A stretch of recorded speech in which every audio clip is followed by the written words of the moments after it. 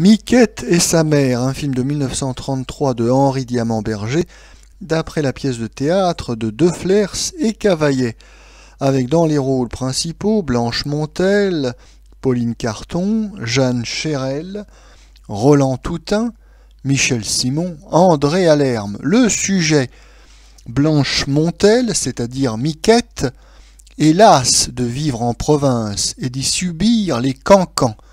Elle monte à Paris et y devient une grande vedette de théâtre. Dépitée de voir celui qu'elle aime, il s'agit de, bien sûr, Roland Toutain, fiancée à une autre, elle part pour Hollywood. Mais Roland Toutain, qu'un championnat de tennis appelle justement là-bas, l'y retrouve. Notre avis. Ce vaudeville à succès, qui a été créé en 1906, a été de nombreuses fois adapté au cinéma, la première fois en 1914, puis avec cette version parlante et sonore en 1933, suivie en 1940 d'une autre version de Jean Boyer, et surtout d'une version en 1950 par Henri-Georges Clouzot. Il est habituellement admis que l'adaptation de Clouzot, bien qu'elle ne soit pas sans défaut, est la mieux réussie. Ce qui est sûr en tout cas, c'est que la version de Diamant-Berger est catastrophique. C'est du travail ni fait ni à faire, comme on dit. Un film vite fait, mal fait, bâclé. Il faut dire que Diamant-Berger, ce qui l'intéresse, c'est la course au billet de 1000, plus que la réalisation d'un film qui tienne à peu près la route. C'est bien simple, il n'y a pas de direction d'acteur, pas de mise en scène, et dans ce film à petit budget, les décors sont d'un mauvais goût très sûr, on est dans du baroque flamboyant kitschissime. Quant aux costumes, ils enlaidissent les acteurs et n'améliorent pas leur jeu. Bon, il n'y a guère que les toilettes portées par Blanche Montel qui sont correctes et qui mettent bien en valeur sa grâce naturelle.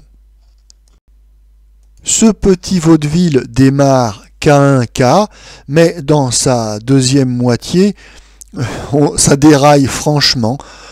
Ça devient vraiment du grand n'importe quoi, notamment donc dans toutes les scènes qui sont censées se dérouler aux États-Unis.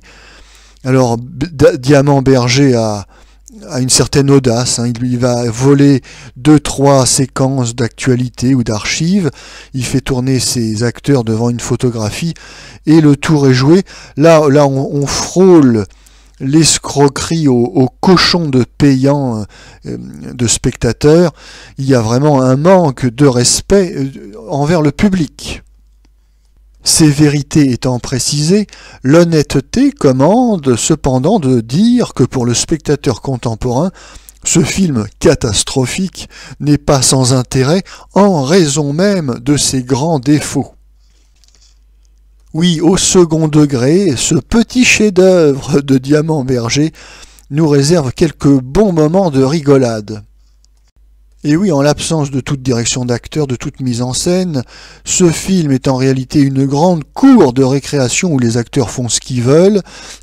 Et quand on laisse les acteurs sans surveillance, évidemment, ça tourne au concours de cabotinage. Et il faut dire que dans la distribution, nous avons de très beaux spécimens de cabots. On appréciera tout particulièrement la surenchère entre Michel Simon et André Allerme. Michel Simon qui interprète ici un acteur raté, un tocard, un loser. Alors évidemment, il s'agit d'un rôle de composition pour Michel Simon qui est un de nos meilleurs acteurs. Mais justement, il va s'en donner à cœur joie. Il surjoue, il charge la barque, il est totalement en liberté, il fait ce qu'il veut, et c'est un feu d'artifice. Et comme Michel Simon a bien sûr compris qu'il jouait dans un mauvais film, on peut même le soupçonner, connaissant son esprit de provocation, de pousser exprès un peu loin son cabotinage. On peut soupçonner Michel Simon de s'amuser à nous amuser au second degré. Bien évidemment, André Malherbe n'est pas en reste et lui donne la réplique avec outrance, agitation, nervosité, enfin, tout ça, c'est de bonne guerre. Nous avons également Pauline Carton qui en fait des tonnes pour notre plus grand plaisir.